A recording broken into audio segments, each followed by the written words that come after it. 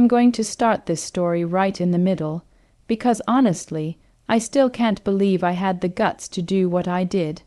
I was standing in the middle of my own packed restaurant, the dinner rush at its absolute peak, and I was looking directly at my younger sister, Maya, who was attempting to pull off the most insane, convoluted, and downright disrespectful scheme I've ever witnessed. She was sitting at a prime table, wearing a ridiculously oversized designer hat and sunglasses indoors, talking loudly on a fake Bluetooth earpiece, demanding to speak to the head chef, which, by the way, is me, and telling my best server that she was an anonymous VIP food critic scouting for a major magazine. The tab for her and her equally smug, giggling friend, who was clearly in on the act, was currently sitting at an eye, watering $5,349.50. And before the night was over, I walked over to her table, smiled a perfectly professional, icy smile, and handed her the itemized bill, demanding payment in full, right then and there. I watched her face fall apart, the blood drain from her cheeks, and the cheap veneer of her fake VIP status crumble into dust. The look of pure, panicked betrayal on her face is something I will never forget. I've been told I went too far, that it was a cruel and unnecessarily harsh way to handle a silly prank. But I want you to hear the whole story, every infuriating detail, and then you tell me, honestly, was I wrong for serving my own sister $349.50 lesson? Tell me if you would have done the same thing. To really understand why I did what I did, you have to know a little bit about my relationship with Maya and the history of my restaurant, the Hearthstone. I'm Liam, and I'm a chef. Not just a guy who cooks, but someone who lives and breathes the kitchen. My whole life has been a slow, brutal climb to achieve my dream, owning a high-end, farm-to-table restaurant. It took me 15 years of working 80.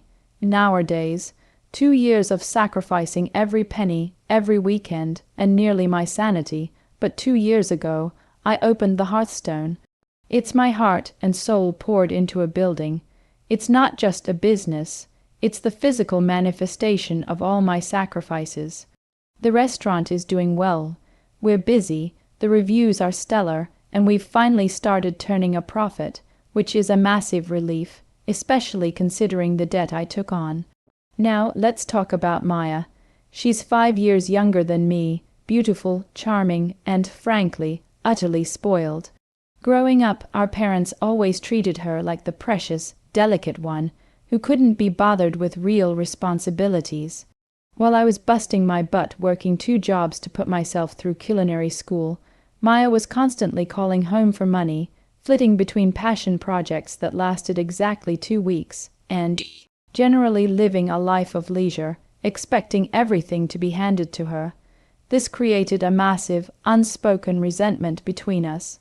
She saw me as the uptight, obsessed older brother who had no fun. I saw her as the entitled leech who never appreciated the value of $1 or hard work. The tension was palpable whenever we were together, but we mostly kept our distance. The issues really flared up after I opened the Hearthstone. Maya decided she deserved a piece of the pie simply because we shared DNA. She'd constantly drop hints, which quickly turned into outright demands for special treatment. She'd show up unannounced with a group of friends, expecting a free table during peak hours, skip the long wait list, and then complain loudly if the dish wasn't exactly what she pictured. "Liam, can't you just comp this whole meal? It's family," she'd say, while I was elbow deep in a complex reduction sauce. I politely but firmly shut it down every single time. "Maya, this is a business. You're welcome to eat here, but you pay full price, just like everyone else." This, of course, enraged her. She felt entitled to special privileges because she was my sister and started spreading passive, aggressive gossip about how I was too stingy and had lost my soul to the corporate dollar. Immediate catalyst for this insane night happened about a month ago. I had been working on a new tasting menu, a 5-course masterpiece that was the culmination of months of experimentation, featuring the rarest seasonal ingredients and wine pairings that cost a fortune. I was so proud of it. I told my immediate family about the soft launch, and my parents, being supportive, offered to pay for a celebratory dinner for all of us, including Maya, to try the menu. It was a gracious offer, and I accepted. On the night, everyone showed up on time except Maya. She strolled in 45 minutes late, completely oblivious to the disruption she caused, and immediately announced, "Ugh, a 5-course tasting menu. Liam, that's so passé. Can't I just have a simple burger and fries, and maybe comp a bottle of the really expensive champagne?" I had a rough day. The sheer audacity of her request, on a night my parents were paying, in front of my entire staff, was the final straw. I quietly refused the comped champagne and told her we don't serve burgers, as this is a fine dining establishment. She pouted, made a scene, and left early, shooting me a look of pure hatred as she walked out. Later that night, she texted me a venomous message calling me a soulless elitist who needed to remember where he came from. I barely slept. That background brings us to the night of the incident, 2 weeks later. I was expediting orders, keeping my head down, when my lead server, Chloe, a sharp, no-nonsense woman who knows every trick in the book, pulled me aside. "Chef, table 20, we have a situation. A woman in a hat and shades claiming to be a VIP food critic from Gourmand's Monthly. She's been incredibly demanding, sending back perfectly good dishes and asking for off-menu, ridiculously expensive ingredients. She also keeps loudly reminding everyone that she's a VIP and that a positive review could make or break our year." My blood ran cold, but before I could react, Chloe leaned in and whispered, "Chef, I have a bad feeling. She looks exactly like the girl from the tasting menu night. I think it's your sister." I looked over at table 20. Sure enough, there was Maya, practically drowning in an oversized black floppy hat and giant sunglasses, despite the restaurant being dimly lit. Next to her was her friend Taylor, whom I recognized from past unwanted visits. Maya was holding court, gesturing dramatically, and treating my staff like indentured servants. The realization hit me like a cold wave. This wasn't a misunderstanding. This was a deliberate, malicious attempt to misuse my business for her own ego, or worse, to get a free, extravagant meal under false pretenses and possibly terrorize my staff in the process. This wasn't a silly prank. This was calculated disrespect to my life's work. That was the moment I stopped seeing her as my little sister and started seeing her as a disrespectful, entitled patron attempting fraud in my establishment. A calm, terrifying clarity washed over me. I looked at Chloe and said, "Handle her like a true VIP, Chloe. Give her everything she asks for, no matter the cost. When she sends a dish back, make an entirely new one using the most expensive substitutions possible. When she asks for an off-menu item, tell the kitchen to make it the most extravagant version they can. I want to personally monitor the check." Chloe, a veteran of my demanding kitchen, looked at me, a slow, knowing smile spreading across her face. "Consider it done, chef." So began the most incredible act of operational malice I have ever sanctioned. Maya was demanding, and we delivered, at a price. She complained the wine pairing was too pedestrian. I instructed the sommelier to open a bottle of the 2005 First Growth Bordeaux we keep locked up. A bottle that retails on the list for $2,800. She sent back the steak, claiming it was too well done. It was media, rare, exactly as ordered. I had the kitchen discard the whole ribeye and prepare a new one, but this time I added $400 worth of shaved winter truffles and a saffron butte blanc, just for fun. She asked for something light, off the menu, but very exclusive for a palate cleanser. My pastry chef created an impromptu gold leaf dusted panna cotta, served with tiny bowls of ultra-rare Osetra caviar on the side, just to be adventurous. The orders kept piling up, the most expensive water we carried, 3 different specialty cocktails that required custom infusions, another bottle of high-end wine, and several rounds of appetizers that were barely touched before being sent back. Every single time she sent a plate back or made a ridiculous demand, I personally ensured the replacement cost triple the original. We weren't just accommodating a patron. We were fulfilling a detailed luxury fantasy, and we were making sure that the price tag was the most realistic part of the whole charade. I kept a running tally in the back office. The numbers were climbing so fast it felt like a sick joke. At about the 90-minute mark, the bill had crested the $5,000 mark. I could hear Maya's loud, self-important voice from the kitchen, talking to Taylor about how easy it is to manipulate these little restaurant owners, and how she was doing me a favor by testing my staff.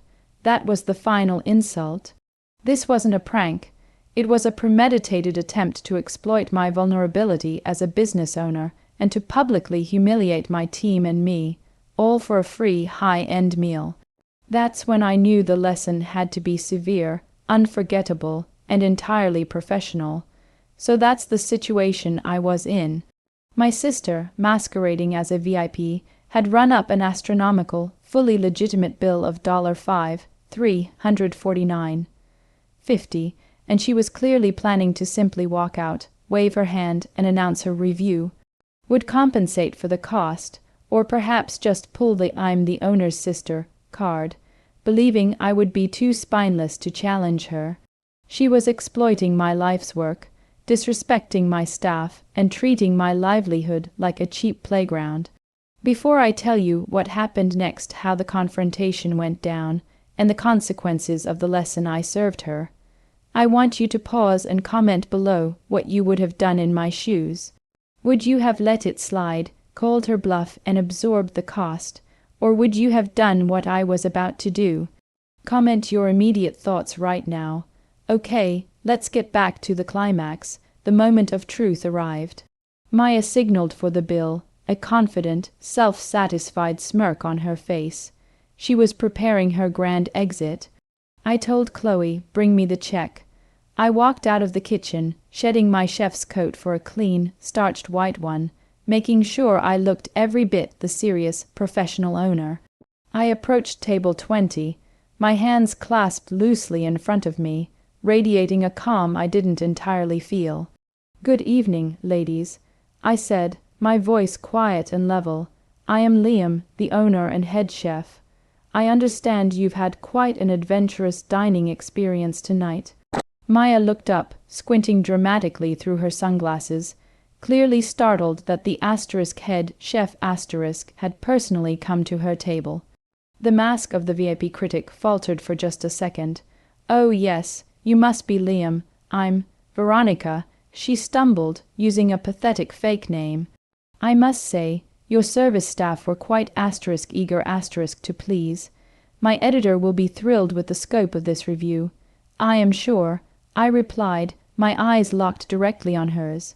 I slid the black leather folder onto the table. "I personally oversaw the execution of your entire order, including the 2005 Bordeaux and the custom caviar panna cotta. I assure you, everything requested was provided at the highest level of luxury, just as a VIP of your stature deserves. Here is the itemized bill for your dining experience tonight." Maya picked up the folder, opened it, and her eyes widened as she scanned the number at the bottom. The color completely drained from her face. Taylor looked over and gasped, $5,349.50. Maya whispered, the sunglasses now uselessly perched on her head as she stared. What is this? This has to be a mistake. You've overcharged me. What is all this expensive stuff?" "It is entirely accurate, Miss Veronica," I said, keeping my tone perfectly polite and businesslike. "You claim to be an anonymous food critic, a VIP, and you insisted on sending back and ordering the most expensive off-menu items we offer. We simply provided the level of service and ingredients commensurate with the *demands* you made. The 2005 first growth you requested, which is on the list at $2.8 is correct. The truffle additions and the custom desserts are also correct.